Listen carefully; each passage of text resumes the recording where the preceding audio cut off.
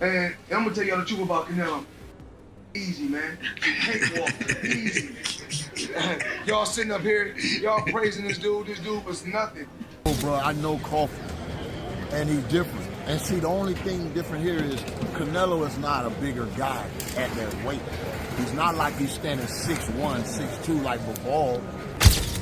Terence Crawford been amazing with everything that he's done. So Floyd Mayweather sends a bold warning to Canelo Alvarez. He calls Canelo easy work and reminds fans he already beat him when he was nearly 40. Floyd doesn't hold back, calling out the constant disrespect for American fighters. He says people act like Canelo can't be touched, but the truth is, he's not nearly as dangerous as they make him out to be. You can take a guy like Canelo, this guy can do, he can pick and choose who he want to fight. And I'm gonna tell y'all the truth about Canelo. Easy, man. Cakewalk, easy. Y'all sitting up here, y'all praising this dude was nothing. I was almost 40 years old when I cooked this dude. Easy. Y'all always disrespecting our fighters. Live, only on DAZN, June 28th. Jake Paul versus Chavez Jr. Buy now at DAZN.com/boxing. Jeff Mayweather sees Terence Crawford as a once-in-a-generation talent, someone rare enough to rise through divisions and still reign supreme. In Jeff's eyes, not many fighters can move up and take on someone like Canelo Alvarez, but Crawford isn't just anyone. He points to Crawford's style, his discipline, and his sharp ring IQ as what sets him apart. Sure, Canelo is strong and seasoned, but Jeff believes Crawford is the more complete fighter, both technically and mentally. He doesn't just picture Crawford holding his own. He sees him outclassing Canelo. All right, Jeff, looks like we got a fight coming up in the fall here between Terence Crawford and Canelo. Fight that's been talked about a long time. Initial thoughts on the potential of this fight? Great fight, two great fighters. I think that moving up 2 weight classes is kind of tough, but if anybody can do it, I think it would be Terence Crawford. I mean, skill-wise, I think he's a better fighter than Canelo, but Canelo is also a great fighter but he owns that weight class that he's in. So I would just say that I think that Crawford has to fight almost a perfect fight to win, and take advantage of Canelo's mistakes. Shannon Briggs offers a personal take, having watched Crawford grow since he was a kid. He says, seeing Terence gear up for a fight this massive, it hits you emotionally, and he truly believes Crawford won't just win, he'll stop Canelo. Briggs speaks from experience, knowing exactly how dialed in Crawford is and how far he's traveled to reach this point. For Shannon, this isn't just another big fight, it's the climax of a long, hard-fought journey, one that he believes will end with Crawford making a powerful, unforgettable statement. What did you make of all the pushing, the shoving, the build-up, the anticipation, the weight differences too? Yeah, I think it's going to be a great fight. I got Crawford by stoppage, and I've known him since he was a little kid, 12 years old. So to see him now fighting for a title in such a big fight, it's a great experience, great to see. Last question for me then, how do you think Crawford stops him? How do you think he's able to work Canelo enough for him to stop the fight, drop, knock him down? How do you think this is possible by Crawford style? He gonna box him. He can fight both ways. He gonna trick him up. One thing Canelo showed is that he can be outboxed. But I think this time in the late rounds, I think Crawford gonna have something for him. Shannon, always good to see you, my friend. You're the best, champ. Let's go, champ. Al Bernstein takes a more analytical approach, explaining that Crawford's jump in weight isn't as intimidating as it looks. He notes that Canelo isn't the same explosive powerhouse he was 5 years ago. Time, strategy changes, and the natural way of the sport have softened some of the sharpness he once had. In Bernstein's view, this version of Canelo is no longer untouchable, and if anyone has the skill and discipline to expose that, it just might be Terence Crawford. For Crawford to go up to, he started below 147 obviously as a fighter, so he's going pretty far up in weight. Now Canelo himself was a 154-pounder. So, you know, he went all the way up to 168, but there's a little difference there. And I think that that's a big issue. Now, whether that's enough to make it impossible for Crawford to win this fight, that remains to be seen. This is a different Canelo Alvarez. It's not the same one from 5 years ago, or 4 years ago, or even 3. So there's that. And then there's all the different eccentricities of each boxer. For Crawford, he's not going to hurt Canelo. But almost nobody hurts Canelo. He's got a rock chin. But can Crawford, who isn't always a volume puncher, make sure that if he's being the boxer puncher, he throws enough punches to win every round? Right. That's important. Right. And for Canelo, if he doesn't hurt Terence Crawford, which he might, can he sustain in those later rounds where we've seen Canelo Alvarez from time to time just fade a little bit? Yeah. Crawford's a very good fighter into the later rounds. You know, we saw him stop Porter, and we've seen him have other excellent performances. So, you know, there's a lot of those questions swirling around. But right now, I don't know if I could pick either guy, really. I would have said Canelo Alvarez before. Crawford's style is built on finesse, sharp precision, and an uncanny ability to adapt. Whether he's fighting orthodox or switching to southpaw, his sense of distance and timing is second to none. He doesn't just fight. He dissects, breaking opponents down piece by piece, feeding off their patterns and mistakes. Against someone like Canelo, known for his devastating power and perfect timing, Crawford's true weapon is his control, his way of avoiding risky exchanges and setting the rhythm on his terms. He's not just skilled, he's a thinker in the ring. Somebody whose style is based around being the bigger guy, being the stronger guy. But Crawford is a very cerebral, very technical boxer, and I think that's why I'd never really considered this before. But also, I didn't actually realize until I sat down properly and thought about this, just how much weight Crawford has been piling on when he gets into the ring after the weigh-in. And look, these are not numbers that are out of the ordinary, but he's obviously cutting himself down so much in camp from whatever his walking around weight is. And it must be muscle that he's taking off. And perhaps that's why he's only fighting once a year, because there will be some fat, of course there will be, but the dude is not overweight. The dude still looks pretty ripped from what I've seen when he's not in training camp. However, there's not that many photos of him with his top off when he's not actually in training camp. So it's really hard to tell what his body composition is when he's walking around at these big weights. But the fact is, his fight night weight was 169 let's just call it 170 pounds. The leap from 147 to 168 pounds is no small step, but Crawford's taking it with clear, calculated purpose. Some argue whether it's a jump of 2 divisions or 3, but one truth stands out. No one's ever tried to become undisputed in 3 separate weight classes. Crawford's chasing history, and it shows. His transformation isn't just about gaining pounds, it's about molding his body for peak performance. His conditioning hasn't slipped a bit. He's not just putting on weight, he's rising to a whole new level.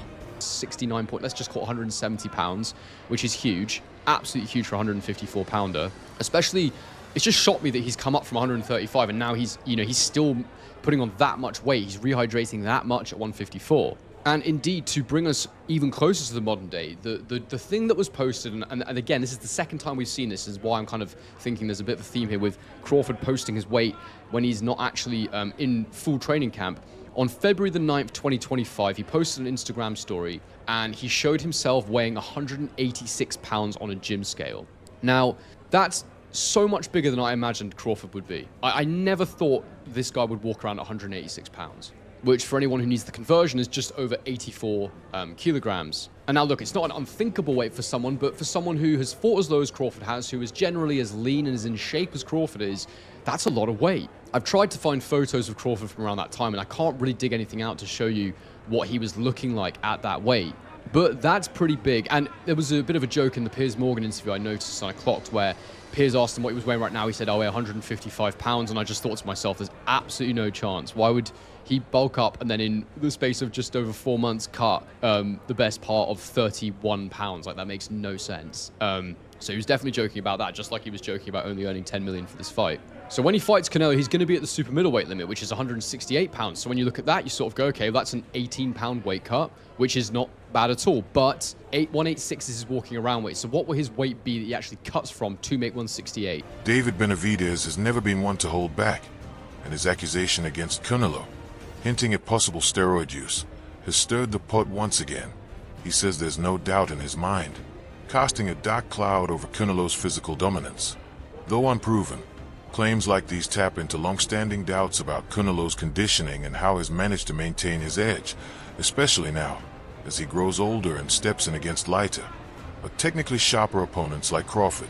He was 100% confident in himself. I don't know why he wouldn't fight me, especially since, you know, seeing that everybody in his team is on steroids, which means including him, so he never got off. You think he's on steroids? Of course. Of course. How does five? You saw De La Hoya call him out. How do five people out of your camp get tested positive for steroids? Right. You know what I mean? No, all those fucking dudes in that camp are dirty. In the build-up, Crawford's focus has been razor-sharp. At the face-off, he shoved Canelo, a bold move that sent a clear message. He's not fazed by the bigger name or the heavier man. Analysts like Showbiz the Adult say that moment exposed a new layer of Crawford, more fiery, more aggressive. This isn't just about adding pounds. It's about elevating his mindset. Crawford isn't waiting for the first belt to take control. He's already trying to win the fight in Canelo's head. And Canelo uses his legs, he uses his core, and then his neck itself to lift up Bivol like Bivol was a featherweight.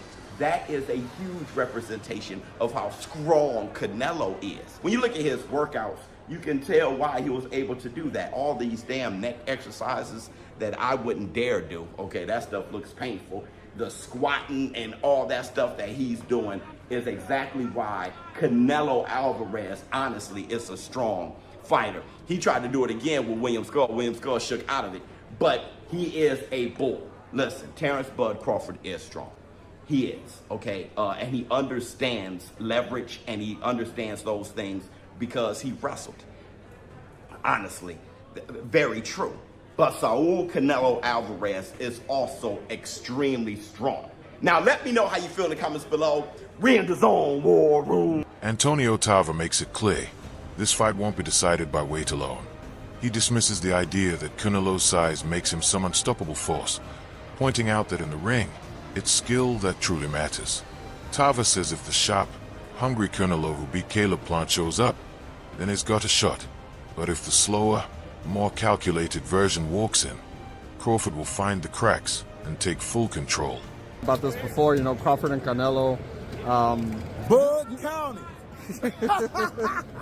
You know, you're a fighter who's moved up right in weight and won fights. Like, so what is it that, like, what questions in your mind as the smaller fighter moving up and in the ring are you trying to ask yourself in the ring? Like, what questions are you kind of like?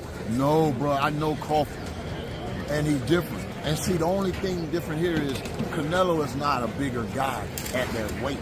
He's not like he's standing 6'1", 6'2", like Bivol or one of those guys. So on fight night, the size is not going to be the main thing, the most important thing. It's going to be skill set.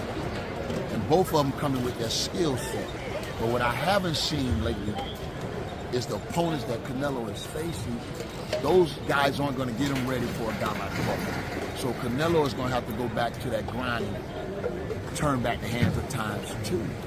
Because if he show up like he did against Skull, he show up like he did against Benavidez, not Benavidez, but Berlanga, and the other guy. What's the other guy name? Munguia. Munguia, bro. Those guys, he didn't have enough activity. The last time I saw Canelo that would beat, I think, this Crawford was Plant. Now that Canelo come cutting the ring, all throwing combination to the head and to the body, active. It's going to be a fight. It's going to be a hell of a fight. You know what I mean? And I still think I give Crawford a chance even then. So that's what type of talent I think Crawford is. He's definitely going to have to get used to that power. Marcus Brown shuts down any talk that Crawford might be worried about Canelo's power. He explains that Crawford regularly spars with much bigger fighters, guys built like heavyweights, so taking heavy shots is nothing new for him. Brown says Crawford isn't just ready for that kind of power, he's used to it. That level of experience matters, and Brown believes it'll be clear in the ring when Crawford stays calm and composed, even when the heat is on. Both of them, I like both of them. I'm a fan of both of them, but I'm going with Crawford. You know, typically fighters, you know, they don't want to say who they want to go for because you know they don't want to be biased. Yeah. And much respect to Canelo, but I'm going Bud. Is there a particular reason why? Like, you're a guy that's moved up in weight, so you know exactly what it feels like to get hit by these bigger guys. Is that something that's going to play in the back of his head? Like, of course, gotta watch out. It is, but it's not, because at the end of the day, it's not like he just been in there, got in there with somebody bigger than him. He's always probably been sparring with bigger guys. You know what I'm saying? It's that boxing IQ, which you know, William Skull didn't put up no fight, but he showed somewhat of a blueprint to get this guy, you know, in a space where he's confused. Yeah. And he can't touch the target that's in front of him. Yeah. You know what I'm saying? And I just think Bud got that IQ. Jose Benavidez keeps it simple, but powerful. Terence Crawford is a beast. Coming from one fighter to another, that's high praise. Whatever their history, Benavidez sees Crawford as the superior warrior in this matchup. His confident Crawford will rise to the moment and erase any doubt about who the better man is. Still, questions linger. Some fans and analysts worry about whether Crawford can handle Canelo's power. After all, knockouts against heavy hitters like Edgar Berlanga prove just how dangerous Canelo's fists are. The fear is, if one of those shots lands clean, even someone as skilled as Crawford could fall. These doubts hang in the air, fueling the suspense. It's the age-old battle, precision versus power, timing against pure toughness. First of all, he got to go in there and he just got to fight him. You know what I'm saying? He got to go in there. I think Crawford just got to go in there and do what he got to do. You know what I'm saying? He got to just be Crawford, you know, show his IQ, show him why he's a two-time undisputed, you know, world champion, and go in there with confidence. You know what I'm saying? That's all it is. You know, there's a big weight difference, a big weight jump. You know, that could be a difference in the fight. You know, because obviously, you know, it's like me jumping up to heavyweight. Obviously, I'm a feel the power. I'm a feel that size difference, you know, compared to my other fights.